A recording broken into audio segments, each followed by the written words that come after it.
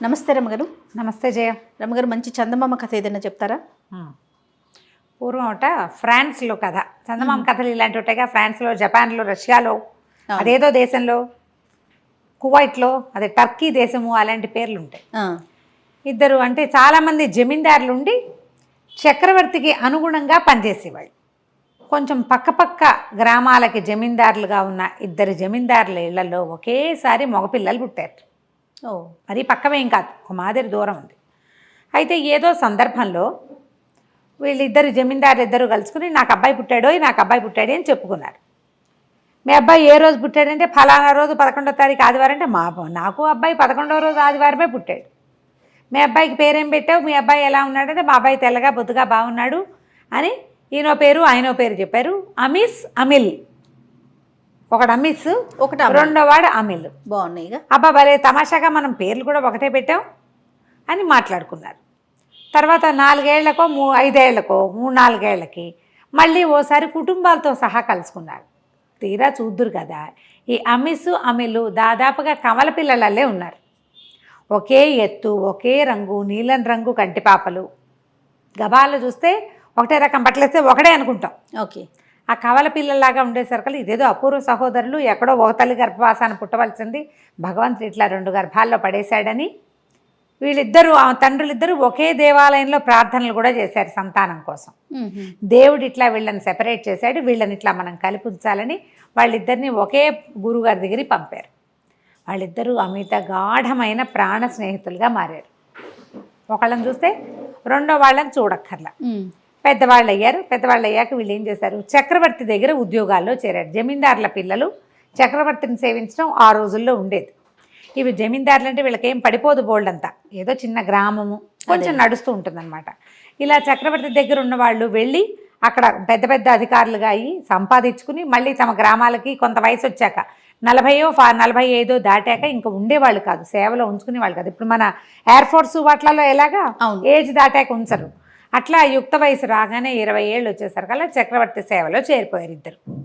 చేరితే అమీస్కి ఒక అమ్మాయిని ప్రేమించాడు. అమీస్ ఒక దూర బంధువుల అమ్మాయి, ఓ జమీందారు కూతురి, చాలా బాగుంది అమ్మాయి, ప్రేమలో పడ్డాడు. సరే వరించి తనంతట తను పెళ్లి చేసుకున్నాడు.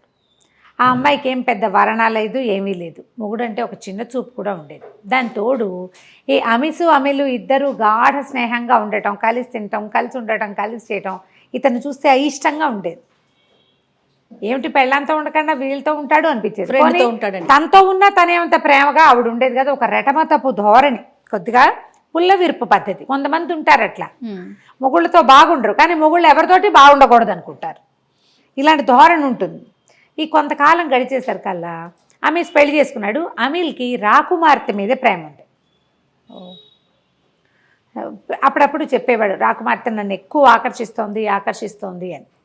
అయితే ఏమైంది, ఇతను భార్య గర్భవతి అయితేనో ఏమో అత్తవారింటికి వెళ్తూ ఏం చెప్పాడంటే, నువ్వు నీ ప్రేమను నువ్వే దాచుకో, బయట పెట్టబోక, నేను వచ్చాక ప్రభు చక్రవర్తి దగ్గర ఏదైనా మాట్లాడడం కుదురుతుందేమో చూద్దాం, ప్రమాదం అని చెప్పి అతను అత్తవారింటికి వెళ్ళిపోయాడు. అవేమి ఇలా వెళ్ళి అలా వచ్చేసేవేం కాదు, ఒక 3 నెలలు 2 నెలలు పట్టేది. సెలవు తీసుకొని వెళ్ళాడు. అయితే ఈ లోపల ఏమైంది, ఈ అమీలు ఒక ఉద్యానవనానికి రాకుమార్తె వెళ్ళినప్పుడు ఆమె వైపు రెప్ప వాల్చకుండా నుంచి చూస్తూ ఉండేసరికల్లా ఆవిడ కళ్ళు ఎగరేస్తుంది. ఇతనికి అమ్మాయి తనకేదో సైగ చేస్తోందని అర్థం. అయితే అమ్మాయి ఏం చేస్తుందంటే ఒక ఉత్తరం రాసి ఫలానా చోట కలుసుకుందాను రమ్మ, నువ్వంటే నాకు కూడా ఇష్టం అని చెప్పింది. వీళ్ళిద్దరూ రహస్యంగా కలుసుకోవటం మొదలుపెట్టారు. రాకుమార్తె అమిల్ కలుసుకుంటుంటే ఏమైంది, ఒక ఉద్యోగి ఒకడు ఇది చూసేసి చక్రవర్తికి ఫిర్యాదు చేశాడు, ఇతను రాకుమార్తెని కలుస్తున్నాడు అని. అట్లా కలవకూడదు, అవన్నీ చేయడానికి వీల్లేదు, ప్రేమల్లో గీమల్లో ఉండటానికి వీల్లేదు. రాజోద్యోగుల్లో ఒకడు పోయి రాజకుమార్తెతోటి కలిసి తిరుగుతానంటే ఎందుకు ఒప్పుకుంటారు, ఊరుకోరు కదా. ఈ ఉద్యోగి ప్రభువుకి రిపోర్ట్ చేసేసరికల్లా ఆయన అన్నాడు, అతను చెప్పాడు, అబ్బాయి కాదు నేనేం రాజకుమార్తెని కలవలేదు కాదన్నాడు. అనేసరికి ఉద్యోగి అన్నాడు, అంటే నేను అబద్ధం చెప్పానా, నేను అక్షరాల అమీల్ని చూశాను, రాకుమార్తెని అక్కడ చూశాను, ఆమె ఆ రోజు కట్టుకున్న బట్టల రంగుతో సహా నేను చెప్పగలను. రాజకుమార్తె రోజు బట్టలు ఇది ఉంటుంది ఆవిడికి ప్రోటోకాల్, అవును అని ప్రూఫ్ అయితే ఉన్నట్టే. అనేసరికల్లా ఇతను మళ్ళీ ఓటర్ ఇచ్చాడు, కాదన్నాడు. అమిత్ ఏం చెప్పాడు, నేను వచ్చేదాకా రివీల్ చేయొద్దన్నాడు కదా, రివీల్ చేయకుండా ఉందామనుకున్నాడు కానీ ఆ ఉద్యోగి ఒప్పుకోవాలి. అయితే నాతో ద్వంద్వ యుద్ధానికి సరేనా, నువ్వు దమ్ముంటే నువ్వు యుద్ధం చేయి, నువ్వు అబద్ధం ఆడేవాడివి, భయంతో ఓడిపోతావు అనేసరికల్లా ఇంకేం చేయాలో తెలియదు. అప్పట్లో ఈ ఫ్రాన్స్ కథల్లో ద్వంద్వ యుద్ధాలు చాలా కనపడతాయి. అక్కడ వాళ్ళ సిస్టమ్ ఏంటంటే, ఎవడైతే తప్పు చేస్తాడో వాడికి లోపల ఒక బెదురు ఉంటుంది, ఓకే, దైవం పట్ల భయం, వాడు ఓడిపోతాడు. పిస్టల్ పెట్టి కూడా కాల్ చేసుకునేవాళ్ళు, అలాంటివి కూడా ఉండేవి. కత్తి యుద్ధాలు ఉండేవి, ద్వంద్వ యుద్ధానికి రా అని పిలవడం అవి ఇంగ్లీష్ కథల్లో చాలా చోట్ల కనపడతాయి మనకి. అక్కడి నుంచి సరే ద్వంద్వ యుద్ధానికి ఒప్పుకున్నాడు. సాయంకాలం అయ్యేసరికల్లా ఒక 4:30-5 గంటలు అయ్యేసరికల్లా ఆమెస్ వస్తున్నట్టుగా వార్త వచ్చింది. ఇతను ఏం చేశాడు, ఇంటి దగ్గర ఉండకుండా ఆ మేఘాల మీద దీనికి పరిగెత్తాడు, అంటే మన ఏమంటారు పొలిమేరల దాకా వెళ్ళాడు. వెళ్ళేసరికల్లా ఆమె కంగారు పడిపోతూ, ఎందుకు వచ్చేసాను అనుకున్నావు, ఈ ద్వంద్వ యుద్ధం కబురు నాకు తెలిసిపోయింది, నువ్వు ఓడిపోతావు, నీది పొరపాటు, నేను వచ్చేదాకా తొందరపడద్దు అని చెప్పే నీకు, అయినా నువ్వు అలాగే చేసావు. నువ్వు ఓ పని చెయ్యి, నువ్వు నా భార్య పటాలం వెనకాల వస్తోంది, నా ప్లేస్లో నువ్వు ఇక్కడ ఉండిపో, నీ ప్లేస్లో నేను వెళ్ళిపోతా, నీ కవచం నాకు ఇచ్చేసే, నేను కవచం వేసుకుంటే మన ఇద్దరిని గుర్తుపట్టరు, నేను నా భార్యతో ఇంకా దారిలో ఉన్నాను అనుకుంటారు, ఇది ఎవ్వరికీ తెలియదు. నువ్వు భయంతో ఉన్నావు, తప్పు చేశానన్న భయం, దొరికిపోయానన్న భయం, ఓడిపోతావు నువ్వు, నేను ఓడిపోను, నాకే భయమూ లేదు, యుద్ధం మామూలుగా చేసి వస్తాను అంతేనని ఈ అమిల్ని దీంట్లో ఉంచేసి ఆ దీని దగ్గర రాచబాట దగ్గర వదిలిపెట్టేసేసి, నా గుర్రం పట్టుకుని నువ్వు ఇక్కడ ఉండని ఇతని గుర్రం వేసుకుని వెనక్కి వెళ్ళిపోయాడు. అమిస్ వెళ్ళిపోయి ఏం చేశాడు, ద్వంద్వ యుద్ధానికి చీకటి పడ్డాక చేస్తారు. ద్వంద్వ యుద్ధానికి దిగారు ఇద్దరు. అతను మంచి బట్టలు చక్కగా వేసుకున్నాడు, గట్టిగా కవచం కనపడకుండా. వీళ్ళిద్దరిలో తేడా తెలియదు కాబట్టి ఉద్యోగి ఓడిపోయాడు. ఎందుకంటే అమిస్ చాలా బలశాలి, మంచి యుద్ధనీతి తెలిసినవాడు. సరే, ఇంతలో ఏమైంది, రాకుమార్తె ఏమందంటే, ఇతను ద్వంద్వ యుద్ధానికి నిలిచాడు, నాకు కూడా ఇతనంటే మనసు ఉంది అని పబ్లిక్లో చెప్పేసింది, నేను ఇతన్నే వివాహం చేసుకోదలుచుకున్నాను అని. ఓకే, వివాహానికి ప్రకటన ఇచ్చారు. సరే, రాజుగారు కూడా ఇట్లా సత్యానికి నిలబడ్డాడు కాబట్టి ఇతనికి ఇచ్చి పెళ్లి చేయాలనుకున్నాడు. సరే, పెళ్ళి అయిపోయింది. అమిస్ తన ఇంటికి వెళ్ళిపోయాడు. అమిల్కి రాజకుమారికి పెళ్లి చేశారు. మరి ఇతను అంటే అప్పటికప్పుడు చేసేయలేదుగా పెళ్లి ఏర్పాట్లు, 4 రోజులు పడుతుంది. అయితే ఈ భార్యాభర్త ఇద్దరు, పెళ్లి కొడుకు పెళ్లి కూతురు ఒక చోట చేరాక అమిల్ చెప్పాడనమాట, నా స్నేహితుడు నా కోసం ప్రాణత్యాగానికి సిద్ధపడ్డాడు, మన కోసం చేశాడు అని చెప్పి చాలా ఎక్కువ ప్రేమగా ఉండేవాళ్ళు. అయితే ఏమైంది, కొంతకాలం కలిసి ఇక్కడే ఉన్నారు వీళ్ళు. 40 వచ్చాక వాళ్ళు కూడా సంపాదించుకుని 40 రాగానే ఎవళ్ళు ఊళ్ళకి వాళ్ళు వెళ్ళిపోయారు. ఈ అమిస్ భార్యకి, అమ్మయ్య ఇప్పుడైనా సరే ఈ ఫ్రెండ్స్ పీడ విరగడైంది అని చెప్పి ఆవిడ తన పిల్లల్ని చూసుకుంటూ ఉండేది. ఈ అమిల్కి కూడా 2 కుమారులు పుట్టారు. వాళ్ళకు 2, వీళ్ళకు 4 పిల్లలు పుట్టారు. ఈయన తన ఊరు వెళ్ళేసరికల్లా ఈయనకి కొంచెం కుష్ఠవ్యాధి వచ్చింది అమిస్కి. కుష్ఠవ్యాధి వచ్చేసరికల్లా భార్య అతనికి ఏమీ వైద్యం చేయించేది కాదు. ఏం వైద్యం చేయించినా ఇంతే కదా అని చెప్పి ఇంటికి భవనానికి దూరంగా ఒక సావిడి వేయించి ఆ సావిట్లో అతన్ని పెట్టేది. పెడితే ఇతను ఏమన్నాడు, ఉంటా నేను ఇక్కడే, వేళ పట్టున నాకు ఆహారం ఇచ్చి వేళకి నాకు సపర్యలు కనుక చేస్తే ఉన్నన్నాళ్ళు నేను హాయిగా సంతోషంగా ఉంటాను కదా అంటే, సపర్యలు ఎవడు చేస్తాడు, నీకు అన్నం పెట్టడమే ఎక్కువ అనేది పిల్ల. బతుకున్నంతకాలం బతుకుంటాడని పిల్లల్ని కూడా అతని దగ్గరికి వెళ్ళనిచ్చేది కాదు. అంటుకుంటుందని పిల్లలు భయపడతారు. రెండోది, ఆవిడకి అలా భర్తతో స్నేహంగా ఉండే తీరే లేదు. పోతే పోతాడు, ఇంత జమీ ఉంది, సంపాదించుకొచ్చాడు, అందుకంటే ఏం కావాలి జీవితానికి, ఇలాంటి వాళ్ళని చూడం మనం ఇప్పుడు కూడా చూస్తాం గారు. ఇతను ఇలా ఉండగా ఏమనుకున్నాడంటే, ఇక ఆయనకి ఎవ్వరూ మనుషులు కనపడక, అయిన వాళ్ళు కనపడక, స్నేహానికి ప్రాణం ఇచ్చే మనిషి స్నేహితుడు దూరం అయిపోయాడు. అతను ఊరు అతను వెళ్ళిపోయాడు. ఈ జబ్బుతో నేనేం చేస్తాను, ఇంట్లో భార్య ప్రేమగా ఉండి కాస్త ఆను పాను కనుక్కుంటుంటే జీవితం వెళ్ళేది. దాంతో ఏమన్నాడు ఆ పనిచేసే కుర్రాళ్ళని, అరే బాబు మీరు నాకేమీ చేయొద్దురా, మళ్ళీ ఆవిడ పెట్టేది కూడా పంపించకండి, తీసుకురాపోకండి, నన్ను మోసుకెళ్ళండి చాలు. వీళ్ళకి ఏంటంటే ఉద్యోగులకి జమీల్లో సొంతానికి కొన్ని ఎకరాల పొలాలు ఇస్తారు. వాళ్ళ పొలం నెల జీతం హడావిడేం ఉండదు వాళ్ళకి. ఆ పొలాలు వాళ్ళు సాగు చేసుకుంటూ ఉంటారు. ఆ పొలం మీద వచ్చే హైవేజ్ వాళ్ళకి వెళ్ళిపోతుంది. వీళ్ళు ఇక్కడ పనిచేస్తారు. నెల జీతాలు అవి కాదు. అట్లా ఈ పొలం ఎకరాలు రాయబడి ఉన్న ఇద్దరు పనివాళ్ళు ఈయన మంచం మోసుకుని సమీల్ వాళ్ళ ఇంటికి తీసుకెళ్ళటానికి ఒప్పుకున్నారు. ఈయన మధ్యదారిలో ఏం చేస్తాడు, ఈయన దగ్గర డబ్బులు లేవు, భార్య అతనికి డబ్బు ఇవ్వదు, ఆహారం ఇవ్వదు, అడుక్కుంటూ ముష్టెత్తుకుంటూ పాపం అలా ఎలాగో ఆ 4 కార్ల మంచం మీద పడుకుని కొన్ని రోజులకి ఎప్పటికో అమీల్ వాళ్ళ ఊరు చేరేసరికి అమీల్ ఆశ్చర్యపడి, ఇంత జబ్బు చేసిందా, కాళ్ళు చేతులు ఇట్లా తినేసి ఉన్నాయి నీకు, అయ్యో ఎలా ఉంటావు, నువ్వు ఎక్కడికి వెళ్ళొద్దు, ఆవిడ సరిగ్గా చూడకపోతే నువ్వు ఇక్కడే ఉండు నా దగ్గరే అని చెప్పి అతనికి వెంటనే ఒక వైద్యుడిని పిలిపించి ఆ వ్రణాలన్నీ శుభ్రంగా దగ్గరుండి కడిగించి కట్లు కట్టించి శుభ్రంగా కడుపు నిండా ఆహారం పెట్టి ఆ పని వాళ్ళు ఇద్దరిని ఒరే మీరు ఇక్కడ ఉంటారా వెళ్ళిపోతారా అన్నాడు. వెళ్ళిపోతామంటే వాళ్ళకి డబ్బు ఇచ్చి పంపించేసేది, నా దగ్గర పని వాళ్ళు ఉన్నారు, మా ఊళ్ళో సేవ చేసేందుకు మనుషులు తక్కువ లేరు, ఇంకో 10 రూపాయలు ఎక్కువ ఇచ్చి చేయిస్తానని, అయినా నా స్నేహితుడికి నేను స్వయంగా చేసుకుంటా, నా కోసం ప్రాణం ఇవ్వడానికి సిద్ధపడ్డాడు, ఒకవేళ అప్పుడు ద్వంద్వ యుద్ధంలో ఓడిపోయి ఉంటే చచ్చిపోయేవాడు కదా, అంతేగా, ఎంతో బాగా జాగ్రత్తగా చూసుకునేవాడు. సరే వీళ్ళిద్దరూ స్నేహంగా కొద్ది రోజులు ఉన్నాక ఒకనాటి రాత్రి అమీస్కి ఒక కల వచ్చింది. ఒక దేవదూత కనపడింది కల్లో. తెల్లవారుజామున 5:30, 5:30 కాసేపట్లో మెలకు వస్తుందనగా ఒక దేవదూత పెద్దగా ఎత్తుగా, ఆ ప్రాంతాల్లో దేవదూతలు కనపడ్డాలి, ఏంజల్స్ ఎక్కువ కనిపిస్తాయి, రెక్కలున్న ఒక అందమైన దేవదూత ఏం చెప్పిందంటే, నీ జబ్బు పోయేందుకు ఒక మార్గం ఉంది అమీస్, నీ స్నేహితుడి కుమారులు ఇద్దరినీ చంపి ఆ రక్తం రాసుకుంటే ఇది తగ్గిపోతుంది అని చెప్పింది. చెప్పేసరికి ఇతను వద్దు వద్దు వద్దు, నా కోసం ప్రాణం ఇస్తాడు, వాడి పిల్లల్ని చంపటం ఏమిటి, వద్దు వద్దు అన్నాడు. గట్టిగా అరుస్తున్నాడు.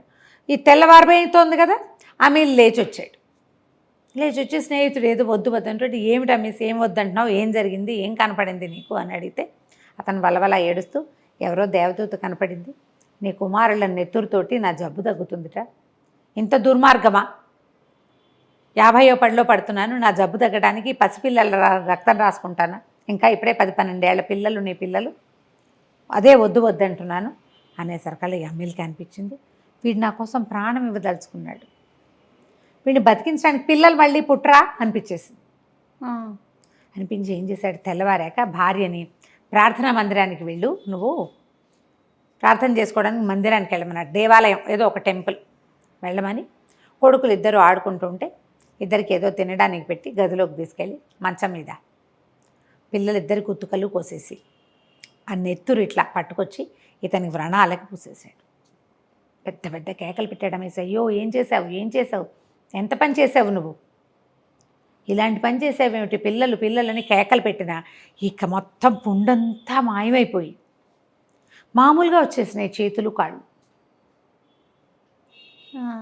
పద నా భార్యను కలుసుకుందామని చెప్పి ఇతను వెంబడి పెట్టుకుని ప్రార్థనా మందిరం దగ్గరికి వెళ్ళాడు. మామూలుగా నడుచుస్తున్న అమీస్ని చూసి ఆశ్చర్యపోయింది రాజకుమార్తె. ఎట్లా నడుస్తున్నాడు, ఏం జరిగింది, ఇలాంటి మిరకిల్ ఎలా జరిగింది అని సంతోషంగా అడిగింది. తన భర్తకి ప్రాణదాత అన్న ప్రీతి ఉంది, ప్రాణ స్నేహితుడు. అడిగేసరికల్లా అమీల్ చెప్పాడు, దేవదూత కల్లో కనపడి చెప్పింది, పిల్లల నెత్తురుతోటి రాస్తే తగ్గిపోతుందని, నేను ఆ పని చేశాను నా స్నేహితుడిని రక్షించుకోవడానికి అనేసరికల్లా ఆవిడ దుఃఖంతో కుమిలిపోయింది. నన్ను ఎందుకు పంపించేసావు, నన్ను కూడా అక్కడే ఉండనిస్తే నేను కూడా చేసేదాన్ని కదా, ఇతను నీ ప్రాణదాత, నిన్ను బతికిచ్చినవాడు, ఏం చేస్తాం, అతని కోసం ఏదైనా చేసేవాళ్ళం, నన్ను ఎందుకు పంపించేసావు, పిల్లల్ని ఆఖరి చూపైనా చూసేదాన్ని కదా అన్నది. కానీ ఆ పిల్లల్ని తలుచుకొని పిచ్చి ఏడుపు వచ్చేస్తుంది ఆవిడికి.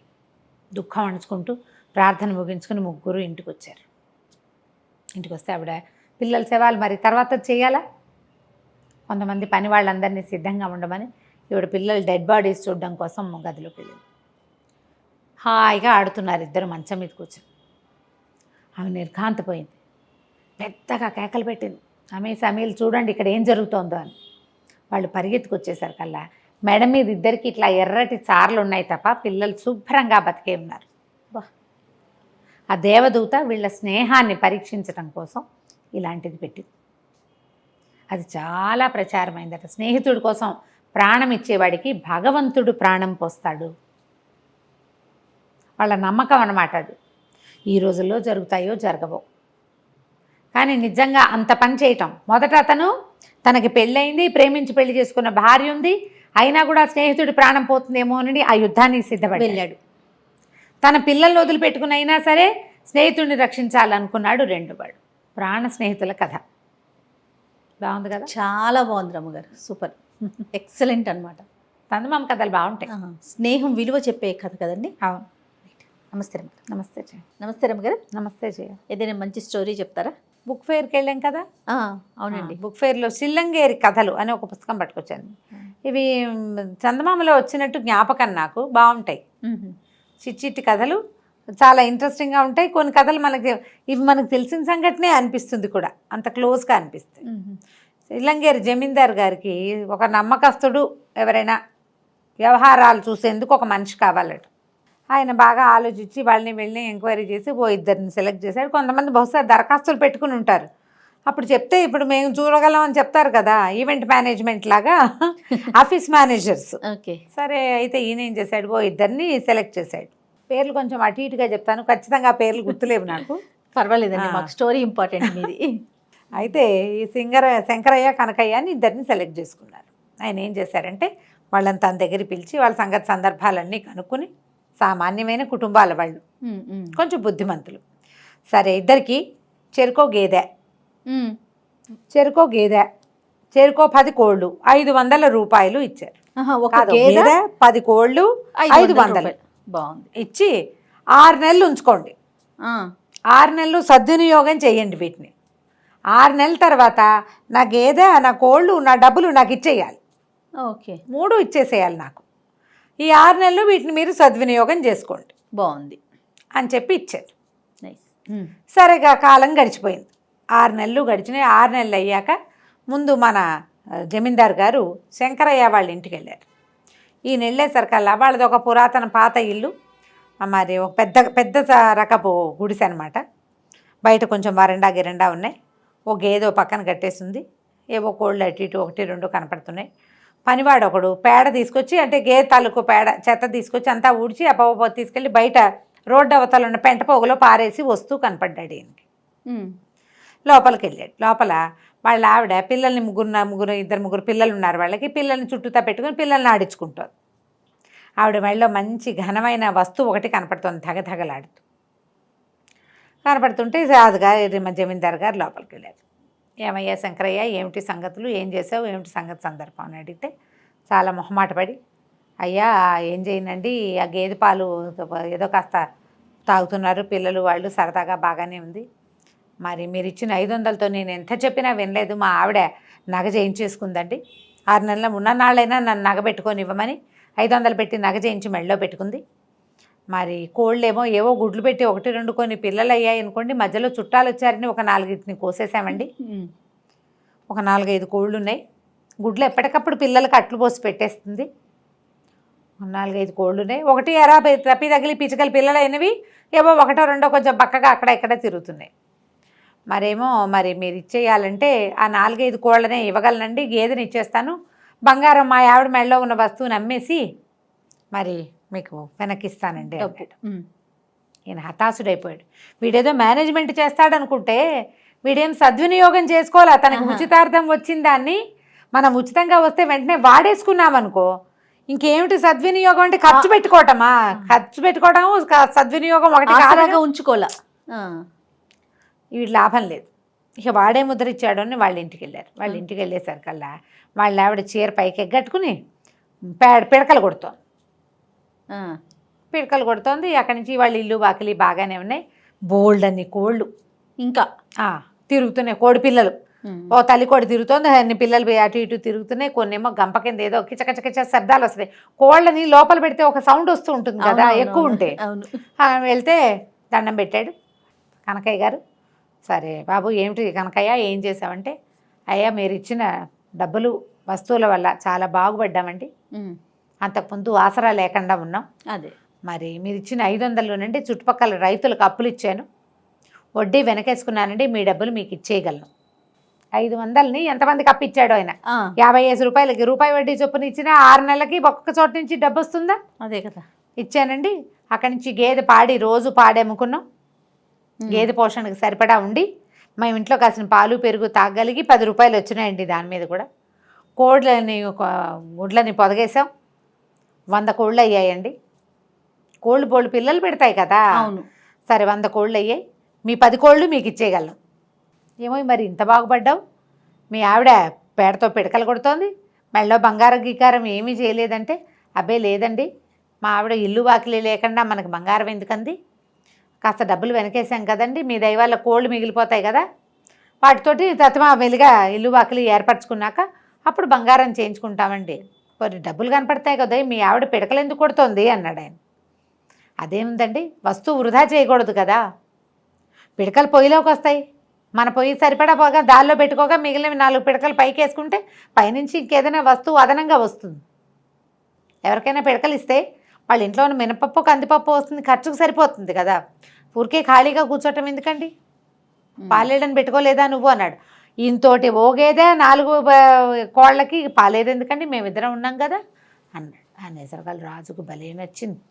వెంటనే కనుక ఏం చేశాడు, గేదెని తీసుకొచ్చి వాకిట్లో నుంచో పెట్టేశాడు. 10 కోళ్ళని ఒక గంపకెత్తిచ్చి ఇదిగోండి మీ 10 కోళ్ళు అని చేతిలో పెట్టాడు. 500 ఇచ్చేసాడు. బాబా. ఆయన సంతోషించి, జమీందారు నీ 10 కోళ్ళు నువ్వే ఉంచుకో, నీ 100తో పాటు ఇవి ఉంటాయి, గేదెని మీ ఆవిడ చేస్తున్న సేవకి మెచ్చుకుని ఇచ్చేసాను ఇచ్చాను, ఈ 500 నీ తొలి జీతం అనుకో, ఈ 6 నెలలు నువ్వు నా కోడిని నా కోళ్ళని నా గేదెని సంరక్షించినందుకు ఈ 500 నువ్వే ఉంచుకో, ఉద్యోగంలో చేరు వచ్చి అని చెప్పి. ఓకే, బాగుంది.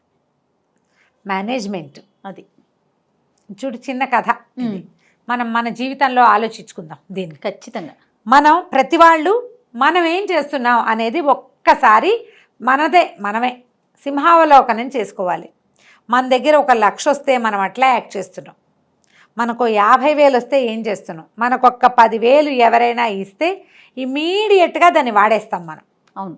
ఇప్పుడు ఈ నెల ఖర్చు మనకు నెలసరి ఖర్చు ఒక 4,000 అనుకోండి, ఎక్స్ట్రా డబ్బు కనపడింది కాబట్టి వాడేయకుండా ఇంకో నెలకు సరిపడా దాన్ని ఉంచుకుందామన్న ఊహ చేస్తామా మనం? చాలా తక్కువ అండి, చెయ్యం. మనీ మేనేజ్మెంట్ ఎప్పుడు కూడా ఇలా చేయాలి. ఇదేదో కోళ్ళు గేదెలు లెక్కలాగా ఎలా చేస్తామని పోట్లాడతారు. ఎవరి జీవితానికి సరిపడా వాళ్ళు ఆలోచించుకోవాలి కదా. అవును. ఎప్పుడు కూడా ఫ్యూచర్ డబ్బు విషయంలో అది ఆలోచించిన వాడే ఎప్పటికీ కింగ్గా ఉంటాడు. వాడు ఏ పరిస్థితుల్లోనూ కుదేలవడు. ఎప్పుడు వాళ్ళదే పై చేయిగా ఉంటుంది జీవితంలో. చెడిపోయే మాటే లేదు. ఎక్స్ట్రా వచ్చిన డబ్బులు పాతి పెట్టుకుంటారట. ఇది వరకటి పాతకాల కథల్లో అలా కనపడేది. బంగారము డబ్బు ఎక్స్ట్రా ఉంటే వాళ్ళు ఏం చేసేవాళ్ళు, భూమిలో గొయ్యి తీసి ఇంట్లోనే ఒక పక్కన పాతి పెట్టి ఉంచుకునేవాళ్ళు. ఎంత ప్రాణాల మీదకి వస్తేనే తప్పిస్తే దాని జోలికి వెళ్ళేవాళ్ళు కాదు. రోజువారీ ఉన్నవాటితో నడిపించుకుంటూ ఉండేవాళ్ళు. ఎంత ఉంటే అంత. పూర్తిగా ప్రాణావసరం వస్తే కింద ఉంటుంది. అది చూడండి, పాత ఆలోచన కదా. ఈ ఆలోచన పెట్టుకోండి. ఎక్కడైనా పిల్లలు పెట్టే రకంగా డబ్బుల్ని మదుపు పెట్టడం ప్రాక్టీస్ చేయండి. కోళ్ళు పిల్లలు పెట్టంటే డబ్బులు కూడా పిల్లల్ని పెడతాయి. ఆలోచిస్తే పెట్టించాలి మనం. ఎక్కడ పెడితే డబ్బులు పిల్లల్ని పెడతాయో చూసుకుని అక్కడ పెట్టండి. వాడు నువ్వు 1,00,000 ఇవ్వు నేను 50,00,000 ఇస్తా అనేవాడిని నమ్మకండి. అస్సలు. నువ్వు 10,000 పెట్టు సంవత్సరానికి నీకు 12,000 ఇస్తా అన్నవాడిని నమ్మండి. అందులో ఇంకా ఎంతమంది ఉన్నారో చూడండి. అలాంటి వాటిని కనుక ప్రిఫర్ చేస్తే ఈ కథల్ని సరదా కథగా కొట్టిపారేయకుండా కొంచెం ఆలోచింపచేసే కథగా కనుక ఆలోచిస్తే ఇది మనకి ఉపయోగపడుతుంది. తప్పకుండా అండి. నమస్తే రమగారు. నమస్తే జయ. ఏదన్నా ఒక 4-5 ఎపిసోడ్లు వచ్చేలాగా ఒక స్టోరీ ఏదన్నా చెప్తారండి? ఒకరోజు రాజు చెప్దామా? వన్ డే కింగ్, ఇవి ఇలాంటి కథలు మనకు చాలా తెలుసు. అవునవును. ఇదేంటంటే అరేబియన్ నైట్స్ నుంచి వచ్చింది కదా. ఓకే. ఖలీఫా కథలు అని చెప్పుకున్నాం కదా మనం. ఖలీఫా కథ. అవును. ఆ ఖలీఫా కథల్లోనే ఇది కూడా ఒకటి అనమాట. ఈయన పేరేంటి, హారూన్ అల్ రషీద్. ఈయన ఖలీఫా ఉన్న రోజుల్లో ఒక అబూ అల్ హసన్ అని ఒక కుర్రాడు, హసన్ అని వీడు ఒక బ్రహ్మచారి ఊళ్ళో ఉండేవాడు, వివాహం కాల.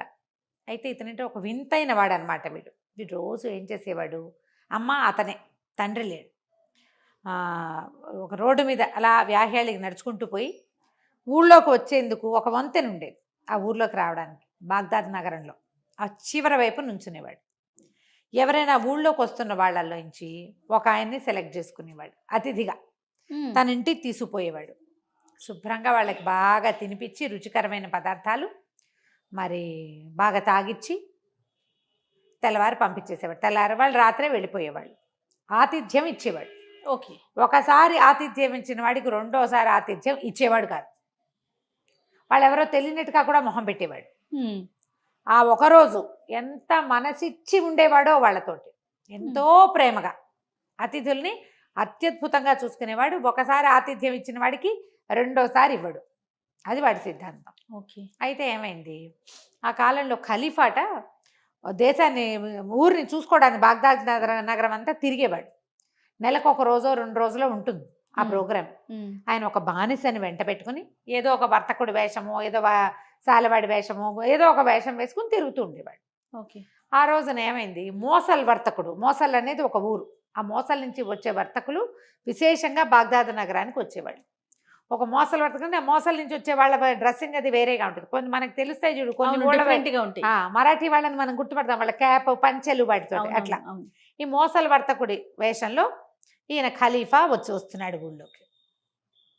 వస్తుంటే ఇతను చూశాడు, ఆయన వెనకాల ఒక దీర్ఘకాయుడుగా ఉన్న ఒక బానిస కూడా సహాయంగా ఉన్నాడు. ఆయనతో పాటు, రాజుగారితో పాటు వచ్చాడనమాట, ఖలీఫాతో పాటు. ఇతను నమస్కారం అని పలకరించాడు. వ్యాపారం పని మీద వస్తున్నారా, ఈ ఊళ్ళో మీకు తెలిసిన వాళ్ళు ఎవరైనా ఉన్నారా అన్నాడు. ఎవరు లేరంటే రండి రండి మా ఇంటికి రండి, ఆతిథ్యం ఇస్తానంటే. ఇతని గురించి ఆల్రెడీ ఖలీఫా కొంచెం వినున్నాడు, ఎవరో కుర్రాడు ఇలా పై ఊళ్ళ నుంచి వచ్చే వాళ్ళకి ఆతిథ్యం ఇస్తాడు, ఒకరోజు ఆతిథ్యం. అదేమిటో తెలుసుకుందాం అనిపించింది. ఆయనకి ఏంటంటే వింత విశేషాలు, విడ్డూరమైన విషయాలు తెలుసుకోవటం ఆయనకి ఇష్టం. పైగా తనకి పొట్టచెక్కలు అయ్యేలాగా నవ్వొచ్చే సంఘటనలు కావాలి ఆయనకి, ఖలీఫాకి అట్లాంటి సరదా విడ్డూరాలన్నీ తెలుసుకోవాలని ఉంటుంది.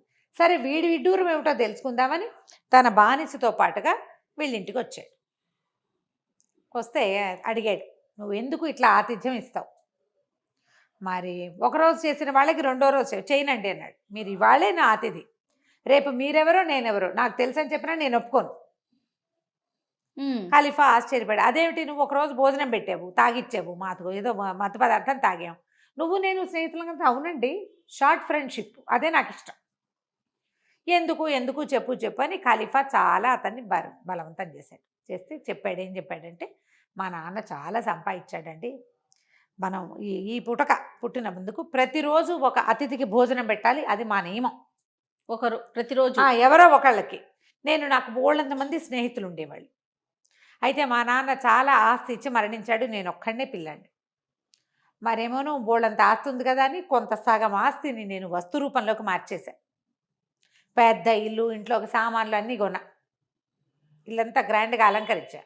మిగిలిన డబ్బులన్నీ నేను డబ్బులుగా ఉంచుకుని స్నేహితులతో చాలా జల్సాలు చేశాను. చాలా సరదాగా రోజు కొత్త చోట్లకి వాళ్ళని తీసుకెళ్ళా, కొత్త ఆహార పదార్థాలు పెట్టించి అక్రమంగా నా డబ్బంతా అయిపోయింది. డబ్బు అయిపోయాక ఇంకా నా స్నేహితులు నాతో పాటు తిన్నవాళ్ళంతా కూడా ఒక్కడు కూడా నాతో ఫ్రెండ్లీగా లేడు. నేను కనపడితే నా ఆతిథ్యం తీసుకోవడానికి కూడా వాళ్ళు నేను డబ్బు అడుగుతానేమోనని పారిపోవటం మొదలుపెట్టారు. చాలాసార్లు ఇలా అయ్యిందండి. నాకు అర్థమైంది, స్నేహాలు ఏవి సరైనవి కాదు. చిన్నప్పటి నుంచి నాతో స్నేహితులుగా ఉండి నేను పెట్టింది తిని నేను ఎక్కడికి పిలిస్తే అక్కడికి వచ్చి ఎంజాయ్ చేసిన వాళ్ళు ఎవ్వరూ నా స్నేహాన్ని నిలబెట్టుకోలేం. అందుకని ఈ సుదీర్ఘ స్నేహాల కంటే షార్ట్ ఫ్రెండ్షిప్స్, చిన్న స్నేహాలు మంచిదని నాకు అర్థమైంది. ఆ తర్వాత ఏదో వ్యాపారం చిన్నది చేసుకుంటున్నాను అనుకోండి, నా వ్యాపారం నేను చేసుకుంటున్నా, పెద్దది కాదు, డబ్బంతా పోగొట్టుకున్నా కదా, అందుకని నాకు ఆతిథ్యం ఇవ్వడం నా నియమం. మనకి ఇలాంటి కథలు చాలా కనపడతాయి. అవునవును. రోజు ఆతిథ్యం ఇస్తారు వాళ్ళు. అందుకని నేనేం చేస్తా, ఇక్కడ నుంచుని ఈ వర్తకులు వ్యాపారాలకి పై ఊరు వాళ్ళు వచ్చారు, వాళ్ళని పట్టుకెళ్తా, తోచినంతలా శుభ్రంగా పెడతా భోజనం. వాళ్ళు ఏదైనా మత్తు పదార్థం, వాళ్ళకి ఏ పానీయం ఇష్టమైతే ఆ పానీయం తాగిస్తా. బాగుంది. వాళ్ళ దారిని వాళ్ళు వెళ్ళిపోతారు. నేను మళ్ళీ వాళ్ళతో ఫ్రెండ్షిప్ చేయను. నాకు ఈ షార్ట్ టర్మ్ ఫ్రెండ్షిప్పే నాకు చాలా నచ్చింది. ఇది నా నియమం. బాగుందిగా. ఇల్లు చేరారు. అక్కడి నుంచి వాళ్ళ అమ్మ చక్కగా రుచికరమైన మంచి పదార్థాలు చాలా బాగా వండింది, బాతు మాంసాలు అవి ఇవి. కూర్చుని శుభ్రంగా తిన్నారు. ఈ దీర్ఘకాయుడిగా ఉన్న బానిసను కూడా మేపారు. ఆడ పక్కన కూర్చుని ఉన్నాడు. అక్కడి నుంచి ఆయన అన్నాడు, మోసాల వర్తకుడు రూపంలో ఉన్నాడు కదా ఖలీఫా, నువ్వు ఇంత బాగా భోజనం పెట్టావు, నీకేం కావాలో అడుగు. ఖలీఫాలాగా అడుగుతున్నాను అనుకోకు, ఖలీఫాని కాకపోయినా ఖలీఫా అంత వాడినే నేను. ఓకే, నీకు ఏది కావాలో అది నేను చేస్తా అంటే, అబ్బెబ్బే నాకేం లేవండి అన్నాడు. ఆయన ఇంకా ఇంకా ఇంకా ఇంకా అడుగుతుంటే ఏమన్నాడు, నాకు కూడా ఒక కోరిక ఉందండి, ఒక పిచ్చి కోరిక అనుకోండి. ఖలీఫా కనుక కుదిరితే నన్ను ఒక్కరోజు ఖలీఫా చేయమని అడుగుతా.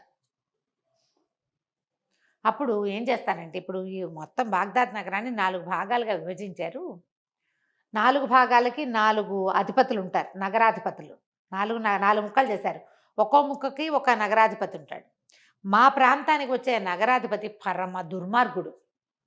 నగరాధిపతులు మంచివాళ్ళైతేనే నగరం బాగుంటుంది. వీడు ఏం చేస్తాడంటే జనాల తాలూకు లూప్ హోల్స్ పట్టుకుంటాడు, వాళ్ళని బెదిరించి డబ్బు గుంచుతాడు. వీళ్ళ దగ్గర ఒక పేడిమూతివాడు ఒకడు, ఇంకోడు ఇద్దరున్నారు. వీళ్ళు ముగ్గురు కలిసి మర్యాదస్తులైన ఆడవాళ్ళ విషయాలు బయట పెడతారు, వాళ్ళని బ్లాక్మెయిల్ చేస్తారు, ఇబ్బంది పెడుతున్నారు. ఓకే. మతాన్ని సీరియస్గా ఫాలో అయ్యే వాళ్ళని బాధ పెడతారు. నాకు గనక అవకాశం దొరికి నేను ఒక్కరోజు రాజు అయ్యానా, మా ఇంటికి నాకేం రూపాయి ఎక్కర్లా, రాజు అవ్వాలంతే. అయితే వీళ్ళ ముగ్గురిని కొరతే ఇస్తా, వాళ్ళ శవాల్ని కందకంలోకి ఈడిపిస్తా, అలా చేయాలనుంది నాకు. నేను రాజునైపోతే వీళ్ళంతు తెలుస్తా అని పక్కపక్క నవ్వాడు. నవ్వి, మీరు భలేవారు, నేను ఏదో చెప్పా, ఇంకా నయం, ఈ పిచ్చి ప్రేలాపన ఎవరికి చెప్పకండి అన్నాడు. అన్నాక ఇద్దరు కలిసి కూర్చుని ద్రాక్షారసం తాగటం మొదలుపెట్టారు. తాగుతుంటే ఏం చెప్పాడంటే, మీరు కనుక మెలకొచ్చి వెళ్దామనిపిస్తే వెళ్ళిపోండి బయటికి, మీ దారిని మీరు. వాకిలి తలుపు వేయటం మాత్రం మర్చిపోబోకండి, తలుపేసేసి వెళ్ళిపోండి, మీ బానిసని తీసుకుని మీ దారిని మీరు అన్నాడు. బానిస కనిపెట్టు కూర్చున్నాడు. ఖలీఫా తాగుతున్నారు, ఈ అబూ హసన్ కూడా తాగటం మొదలుపెట్టాడు. ఇద్దరు కలిసి తాగుతుంటే ఈయన ఏం చేశాడు, మధ్యలో అతను చూడకుండా అతని పానీయంలో ఒక మత్తు పదార్థం కలిపేశారు ఖలీఫా. హసన్ కాస్త ఆ పానీయం తాగేసి ఒళ్ళెరక్కండా పడిపోయాడు. తల్లి లోపల జనానాలో ఉంటుంది, ఆవిడ ఇట్లా బయటికి రాదు కదా, ఈ ముందు రూముల్లో ఉన్నారు వీళ్ళు. అక్కడి నుంచి బానిసని ఖలీఫా ఏమన్నాడంటే, వీడిని భుజాన్ని వేసుకో, తీసుకుపోదాం, ఈ ఇల్లు గుర్తుపెట్టుకో, నువ్వు మళ్ళీ నా ఆజ్ఞ చొప్పున ఇక్కడికి రావాల్సి ఉంటుంది అని చెప్పి భుజాన్ని వేసుకుని వాకిలి తలుపు వేయకుండా వెళ్ళిపోయారు. వాళ్ళ అమ్మ ఏమనుకుందంటే, పిల్లాడు తెగదాగేసి వాళ్ళతో కలిసి పోయాడు, తలుపు వేయకుండా పోయాడు అనుకుంది. ఎత్తు తీసుకుపోయాక ఒక రహస్య ద్వారం గుండా ఖలీఫా అంతఃపురంలోకి వెళ్ళిపోయాక అక్కడ లోపల ఉంటారు కదా ఈ అంతఃపురంలో వాళ్ళు, అరే వీడి బట్టలు మార్చేసేయండి, నేను రాత్రిపూట ఏ బట్టలు వేసుకుంటానో ఆ బట్టలు వేయండి, తెల్లవారేసరికల్లా వీడే మీ ఖలీఫా. వాడు నేను ఖలీఫా కానేమోనని అనిపించకూడదు, వాడికి నాకేమేమి సేవలు చేస్తారో, నాతో ఎలా ఉంటారో అలాగే ఉండాలి, వాడి ఆజ్ఞకి భిన్నంగా ఎవరు ప్రవర్తించినా నా కొడుకైనా సరే ఉరి ఇస్తా, ఖలీఫా డిట్టో డిట్టో. ఓకే, బాగుంది అని చేయమన్నాడు. చేయమనేసరికి సరే ఒప్పుకున్నారు. మొత్తం బట్టలన్నీ మార్చేశారు, సమస్తమైనవి. జనానాలో ఒక 5-6 అంతఃపుర దాసులు ఉంటారు, అందరూ చుట్టూతా కూర్చుని ఉన్నారు. అతను నిద్ర లేచేశారు కల్లా. సరే అంతా ఫుల్ సెటప్ చేసేసారు, వాడి చెప్పులతో సహా మార్చి పారేశారు. పొద్దున్నే ఆయన వేసుకోవడానికి చెప్పులు కూడా అక్కడ పెట్టారు. ఈయన ఏం చేశాడు, పక్కన అంతఃపురంలో పక్కన ఇంకొక తెరల అవతల ఇంకో పడక ఏర్పాటు చేయించుకుని ఆయన అక్కడ పడుకున్నాడు. తెల్లవారుజామునే పావుతుక్క వైద్యప్పుడు ప్రార్థన చేస్తారు. ఖలీఫా అంటే వీళ్ళు ముస్లిమ్స్ అని తెలిసింది కదా మనకి. ఆ పొద్దున్నే చేయవలసిన ప్రార్థన ఉంటుంది కదా, ఆ ప్రార్థన వేళకి కొంచెం ముందే నిద్ర లేపారు. నిద్ర లేపితే వీళ్ళు లేచి చూసుకున్నాడు, నిర్ఘాంతపోయాడు. ఇదేమిటి, నేను ఇక్కడ ఉన్నాను, వాళ్ళు తలుపేయడం మర్చిపోయాడు ఆ వర్తకుడు, నేను ఎక్కడికో నడుచుకుంటూ వచ్చేసానా, ఎవరింటికి వెళ్ళిపోయానా అనుకున్నాడు. చూస్తే బట్టలు అవి ఏంటో వింతగా ఉన్నాయి, పాలనురుగు లాంటి పక్క, ఏమిటో వాయిద్యాలు, చుట్టూతా ఆడవాళ్ళు, గందరగోళంగా ఉంది. ఖలీఫాకి జయం అంటున్నారు మధ్య మధ్యలో వాళ్ళు. వాడు నిర్ఘాంతపోయాడు. ఓరిన అమ్మ కొడుకు అని చెప్పుకుంటాడనమాట. నేను ఖలీఫానేమిట్రా, నీ ముద్ద నువ్వెవడివిరా అంటే తమరు ఖలీఫాయే అంటాడు. నిద్ర లేచి చూసుకున్నాడు, వీడు నిర్ఘాంతపోవటం, చేతులు గిల్లుకోవటం, ఓ బానిసని దగ్గరికి పిలిచి నా వేలు కొరుకు అని వేలు కొరికించుకుంటాడు. అయ్యి బాబోయ్ అనుకుని, ఇదేమిటి నేను ఇక్కడ ఎలా ఉన్నాను, నేను ఖలీఫా ఎలా అయిపోతాను, నేను అబూ అల్ హసన్ అంటారు, కాదు మీరు ఖలీఫాయేనని చెప్తారు వాళ్ళు.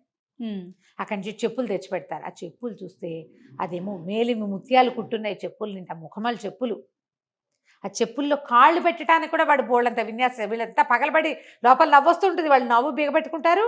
ఆ తెరల అవతలు ఉన్న ఖలీఫా ఇదంతా చూస్తూ ఆయన విరగబడి నవ్వుకుంటూ ఉంటాడు, ఎంజాయ్ చేస్తున్నాడు ఆయన. వీడు నేను ఖలీఫాని కానుగాక కానంటాడు కానీ ఇంకేం చేయాలో తెలియదు. అక్కడి నుంచి జఫరు మస్రూఫో ఏదో తమాషా పేరు, మసూర్, వాళ్ళిద్దరు సార్. జఫర్ అని ఆయనేమో ఖలీఫా తాలూకు మంత్రి, మసూర్ ఏమో ఆయన కత్తి పుచ్చుకునే అంగరక్షక దళం మొదటివాడనమాట, ఆ కత్తి పుచ్చుకుంటాడు.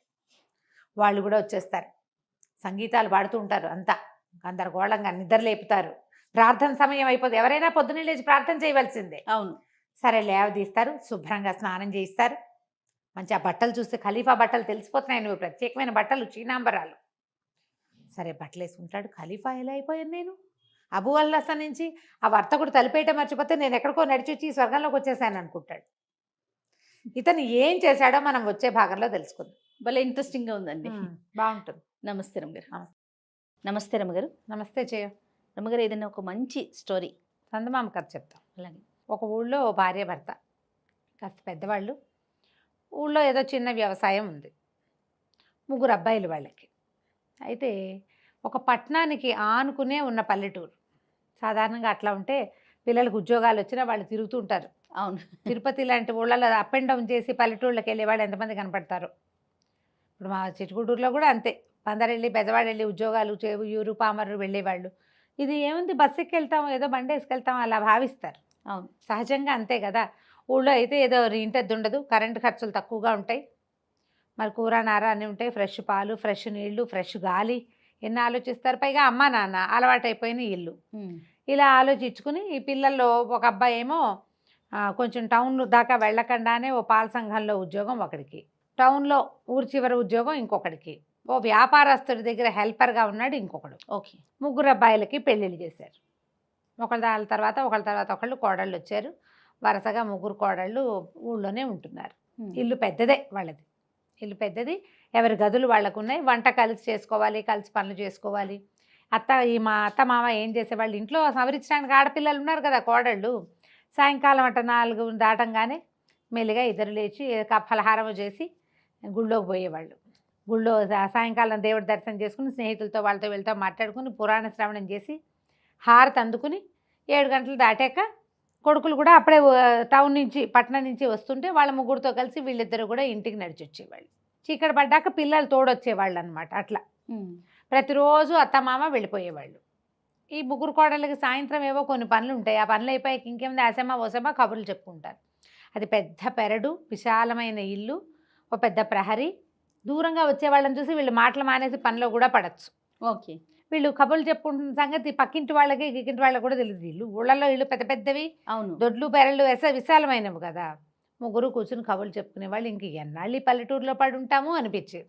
పోనీ 7 కాపురం పెడదామంటే మొగుళ్ళు ఒప్పుకోరు.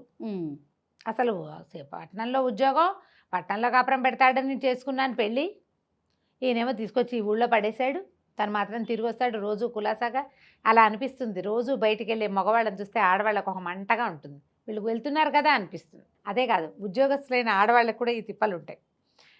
రోజు ఆఫీస్కి వెళ్తాం మనం, ఎప్పుడైనా ఆదివారం బయటకు వెళ్తే రోజు తిరుగుతావుగా, ఈ ఒకరోజు ఇంట్లో ఉండొచ్చు కదా అలా మాట్లాడతారు. రోజు వెళ్ళేది ఎవరు తిరుగుతారు? ఆఫీసులకి ఉద్యోగాలకి వెళ్ళాలంటే ఆ హైరాన్లో పోతారు. ప్రపంచాన్ని ఎంజాయ్ చేసే పరిస్థితి ఉండదు. అవును. కానీ అలా అనిపించదు ఇంట్లో ఉండే వాళ్ళకి. ఈ కోడళ్ళు 3 ముక్కులు మూతులు విరుచుకున్నారు, మాట్లాడుకున్నారు, సణుక్కున్నారు, గందరగోళ పడ్డాక ఎట్లా అగైనా సరే అత్తమామనేచ్చి వీళ్ళని మనతో ఉంచుకోకూడదు అనేలాగా చెయ్యాలి. ఓహో, ఏం చేద్దాం? ఇప్పుడు పోట్లాడేమనుకో మొగుళ్ళు ఒప్పుకోరు, వేరు పడదామనుకో వాళ్ళు ఒప్పుకోరు. పైగా పుట్టింటి వాళ్ళని పిలిచి పంచాయతీ పెట్టిస్తారో ఏం పాడో. పైగా 3 చెప్తే 3 చెడ్డైపోతారు, ఎవరో ఒకళ్ళు చెప్తే ఆ ఒకళ్ళు చెడ్డవుతారు. ఎట్లా? బాగా ఆలోచించారు. ఈ తోడుకోడళ్ళు 2 కజిన్స్ కూడా. ఓకే. అందుకని అట్లా కాదు ఇట్లా కాదని ఒక వారం 10 రోజులు సుదీర్ఘంగా ఆలోచించి ఒక డెసిషన్కి వచ్చారు. అత్తగారు పని చెప్తుందా, పని చేయకుండా మానేద్దాం అనుకున్నారు. పని చేయకుండా మానేస్తే మొగుళ్ళు ఒప్పద్దు. సాయంత్రం వచ్చేసరికల్లా మీ ఆవిడేమీ చెప్పిన పని చేయట్లేదురా అని చెప్తుంది అత్తగారు. అప్పుడు ఎట్లా? అందుకని చెప్పిన పని చెయ్యాలి, చేయకూడదు కూడా. ఓహో. సహాయ నిరాకరణ ఏమిటి? అనే చేయను అంట, నుంచోవాలి కానీ చేయకూడదు. ప్లాన్ పెట్టుకున్నారు. సరే 3 ఆ రోజు నుంచి స్టార్ట్ ప్లాన్ ఆఫ్ యాక్షన్. ఆవిడ, అమ్మాయి పొయ్యి వెలుగుతుందో లేదో చూసిరావే అంటే చూస్తుంది, వస్తుంది. వెలుగుతుందో లేదో చెప్పదు, చూసిరమ్మన్నారు అంతే, అయిపోయింది. అక్కడి నుంచి మామగారికి అన్నం పెట్టుంటే అన్నం ఒకటి పెడతారు కంచంలో, పప్పు కూర పులుసు ఏం వేయరు, అన్నం చెప్పారు అంతే. అక్కడి నుంచి కూర మాడుతోందేమో చూసిరామంటే చూసొస్తుంది, తిప్పటం గిప్పటం ఏమీ లేదు. అన్నం దించేవే ఉడికిపోయి ఉంటుందంటే అన్నం దించి పక్కన పెడుతుంది, పొయ్యి ఆర్పదు. అది కదా పద్ధతి. అన్నం దించి పక్కన పెట్టాక మిగిలిన కూరలు అన్నీ అయిపోతాయి, అన్నం తర్వాత వండుకుంటారు. కూర పులుసు వండేసి చివరికి అన్నం కాసండి ఎక్కిస్తారు వేడి వేడి అన్నం కోసం. అది దించి నిప్పులు ఇవసరికి లాగి నీళ్లు చల్లేసేయాలి. అదేం అది చేయలేదు. లేదు. ఇల్లు అలకవే అంటే అలుకుతుంది అంతే. ఊడవ్వే అంటే అన్ని గదులు ఊడ్చి పోగో చోట పెడుతుంది. పోగెత్తు అంటేనే ఎత్తుతారు, లేకపోతే ఎత్తరు మంచి కోడళ్ళండి కదా. మరి వాళ్ళ ప్లాను అదే కదా. అన్ని పనులు అంతే. వాకిలి ఊడ్చి ముగ్గేయి అంటే ఊడ్చి ముగ్గేసి వచ్చింది. నీళ్ళు చల్లదని నువ్వు చెప్పలేదు కదా మామయ్య, నువ్వు చెప్పలేదుగా అంటుంది. పంచి ఇచ్చాడు, పంచి ఆరేయమ్మా అన్నాడు. పంచి ఆరేయమ్మా అంటే అది విప్పిన పంచి తీసుకెళ్ళి ఆరేసింది. అదేంటి ఆరేసా ఉతకలేదని, ఉతకమని నువ్వు చెప్పలేదుగా, నువ్వు చెప్పలా. అన్ని పనులు అంతే, తెలివితేటలు. ఇక చూశారు అత్త మామ. ఓ 15 రోజులు చూశాక ఒకరోజు గుడి నుంచి వాకి నుంచి రోజు మాట్లాడుకుంటారుగా, పిల్లలతోటి మాట్లాడుకునేందుకు బెస్ట్ టైం వాళ్ళు సెలెక్ట్ చేసుకున్నారు. వాళ్ళ తెలివితేటలు అవి. గుడి నుంచి వచ్చేటప్పుడు కొడుకులకు చెప్పారు, అయ్యా కోడళ్ళ పద్ధతి ఏమిటో తెలియరాకుండా ఉందిరా, ఏ పని చెప్పినా సగమో పావో చేస్తున్నారు, వాక్యాన్ని తప్ప వాక్యార్థంలోకి వెళ్తల్లా వాళ్ళు. నువ్వు చెప్పిన సెంటెన్సే చేయకపోవట్లేదంటే చేయకపోవటం కాదు, చేస్తున్నారు. ఎలా చెప్పాలి? బీరకాయ చెక్కు తీసి చిన్న ముక్కలు తరిగి కత్తిపీట పక్కకు పెట్టి అవన్నీ చెప్పాలి. ఎట్లా చెప్పగలుగుతారు? అమ్మాయి బీరకాయ తరుగు అంటారు, చెక్కు తీయి అది చెప్పాలా ఎవరైనా? చెక్కులు ఎత్తు కూడా చెప్పక్కర్లా, అవన్నీ చేసేయాలి. చేయటం లేదు, ఇట్లా చేస్తున్నారు, చాలా సతాయింపుగా ఉన్నారయ్యా, వాళ్ళకి ఇక్కడ ఉండటం ఇష్టం లేదల్లే ఉంది అని చెప్పారు. చెప్తే సరే అమ్మ ఒక 15-20 రోజులు ఆగు, చూద్దాం, మేము కూడా చూస్తామన్నారు.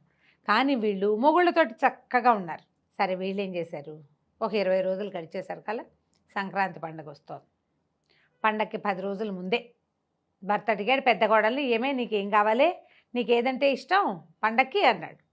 కంచిపట్టు చీరలు చాలా ఇష్టం, కంచిపట్టు చీర కొనండి అని ఊరుకున్నాడు. అక్కడి నుంచి రెండో కోడల్ని రెండో అబ్బాయి అడిగాడు. ఈవిడ ఎప్పటి నుంచో జత గాజులు చక్కగా వెడల్పాటివి చేయించుకోవాలని చాలా కోరిక, బంగారు గాజులు. బాగుంది సరేనన్నాడు. మూడో కోడలేమో చంద్రహారాలు చెప్పింది. తర్వాత ఆ అబ్బాయిలు మాట్లాడలా. వీళ్ళకి కోడళ్ళకి ఏమన్నది, అయ్యో కంచిపట్టు చీర చెప్పాను, ఏ రంగు తెచ్చేస్తాడో ఏమిటో, సరిగా రంగులు ఫలానా రంగులు కావాలని చెప్పాలి కదా, ఆవిడ అడగకుండా ఎట్లా చెప్తామని చూస్తున్నారు. ఏ రంగు ఫలానా రంగు అని చెప్పలేదు అని పెద్ద ఆవిడే. గాజుల్లో పలానా మిరియం, డబల్ మిరియం చేతే కావాలని చిన్నావిడే. అక్కడి నుంచి చంద్రహారాల్లో గుండ్రటివే, పెద్దవే, చిన్నవే, కోలవే. చంద్రహారాల్లో గుండ్రాలు ఉంటాయి, ఇట్లా ఉంటాయి. అవును, కొన్ని ఇలా కోలగా ఉన్న చంద్రహారం ఉంటుంది ఈ స్టైల్లో. అదో ఏదో చెప్పాలనుకుంది. అతను చెప్పనివ్వలా, వీళ్ళు చెప్పనివ్వలేదు. రోజులు గడిచాయి. భోగి పండగ వచ్చింది. పండగ రోజు భర్త ఏవో సామాన్లు తెచ్చి అందించాడు, లోపల పెట్టండి. ఇంకేనేమిది పట్టు చీరే తెచ్చాడు. ఊడదీసి చూడలా, బాక్సులు లోపల పెట్టారు. అక్కడి నుంచి పండగ పొద్దున్నే దేవుళ్ళకి పెట్టుకుంటారు కదా, సామాన్లన్నీ పట్టుకురండి అన్నారు. ముగ్గురు పట్టుకొచ్చాక పెద్ద అబ్బాయి ఆ చీర పుచ్చుకెళ్ళి వాళ్ళమ్మకి, అమ్మా నీ కోడలికి చాలా ఇష్టంట, కట్టుకోవే అని కంచిపట్టు చీర చేతిలో పెట్టాడు. ఏమై నిర్ఘాంతపోయింది, నాకు ఇష్టమని చెప్పా కానీ అత్తగారికి ఇమ్మని చెప్పానా నేను అంది. నువ్వు నాకు చెప్పలేదు కదా, నీకు ఇష్టమని చెప్పావు, నీకే కావాలని నువ్వు నాకు చెప్పలేదుగా, నీకు ఇష్టమైంది మా అమ్మకి ఇచ్చాను. రెండో కొడుకు వచ్చి గాజులు తొడిగాడు అమ్మకి. మూడో కొడుకు వచ్చి మెళ్ళో చంద్రహారం వేశాడు. మీకేమి ఇష్టమో చెప్పారు, మీకే కావాలని మీరు చెప్పలా, సరిపోయింది కదా. అత్తగారు పట్టు చీరతే కట్టుకుంది, కట్టుకోలేదులే ఒళ్ళో పెట్టుకుంది. సరే అక్కడి నుంచి జత గాజులు ఇంతంత లావు డబల్ మిరియన్ చేత త్రిబుల్ మిరియన్ చేత వేసుకుంది. చంద్రహారాలు ఆవిడ మెళ్ళలో ఉన్నాయి. ముగ్గురు కిక్కురు మనకడ నుంచున్నారు. భర్తలు బాగా బుద్ధి చెప్పేశారు. ఇప్పుడు వీళ్ళు అదే కదా చేశారు, అన్నం పెట్టు అంటే ఒట్టి అన్నం పెట్టమనే అర్థం. తెలివితేటలు చూపించారు, వాళ్ళు చూపించారు. ముగ్గురు బిక్కమొహాలు వేసుకున్నారు, ఒకళ్ళ వంక ఒకళ్ళు చూసుకున్నారు, తేలికుట్టిన దొంగల్లాగా అయ్యారు. ఇప్పుడు సారీ చెప్పాలి ఎవరికి? అత్తగారికి. నిశ్శబ్దంగా వచ్చి ఆవిడ కాళ్ళ మీద పడ్డారు. మిమ్మల్ని క్షమించండి, ఇక్కడి నుంచి వెళ్ళిపోవాలని, పల్లెటూరు కాపురం వద్దని ఇలా చేసాము అంతే, మేము ఆలోచించుకుని చేసిందే, మమ్మల్ని క్షమించండి అంటే ఆవిడందే, అమ్మాయి మీ ఉద్దేశం నాకు అర్థమైందమ్మా, లోపల ఉన్నది బయటికి చెప్పాలి. ఇప్పుడు చూడండి, హాయిగా కులాసాగా నలుగురం ఓ చోటనో, ఇంత విశాలమైన పెరడు, ఇంత హాయిగా గాలి, కాయ కసురు, సొంతంగా పనిచేసుకోవటం, నలుగురు కలిసి ఉండటం, కలిసి పండగ పూట అన్నం తినటం ఉంది. వేరే వేరే ఇళ్లలో ఉంటే అది ఎట్లా కుదురుతుంది? పిల్లలు పుట్టి వాళ్ళకి బళ్ళో వేసే నాటికి అప్పుడు పట్టణాల్లో కాపురాలు పెడుదురు కానీ నిండర్రా, మీ వస్తువులు మీరు తీసుకోండి, ఇవన్నీ నాకెందుకు ముసలిదాన్ని అని ఆవిడ పట్టు చీర పెద్ద కోడలికి, గాజులు చిన్న కోడలికి, చంద్రహారం మూడో కోడలికి తీసిచ్చి వస్తువులు వేసుకుని మొగుళ్ళ దగ్గరికి వెళ్ళి సారీ చెప్పుకున్నారు. ఆ తర్వాత ఇంకా ఎప్పుడు వాళ్ళు ఈ తెలివితేటలు చూపించలేదు. కథ కంచికి మనం ఇంటికి. చాలా బాగుంది రమ్మగారు, క్యూట్గా ఉంది. చాలా చాలా. నమస్తే. నమస్తే.